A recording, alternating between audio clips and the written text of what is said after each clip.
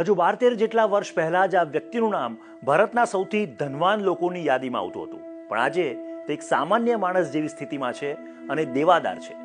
આ કહાણી 45 અબજ ડોલરની સંપત્તિ એક જ દાયકામાં ઉડી જવાની કહાણી છે. 45 અબજ ડોલરના માલિકમાંથી દેવાળિયા બની ગયેલા ઉદ્યોગપતિની આ કહાણી છે. આ વ્યક્તિ છે અનિલ અંબાણી.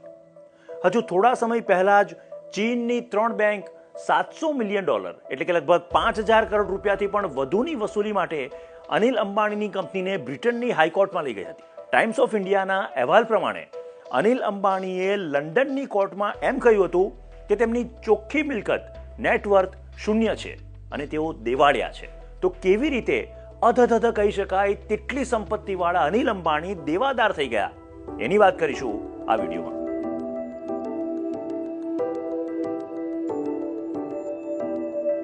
તો જ્યાં સુધી ધીરુભાઈ અંબાણી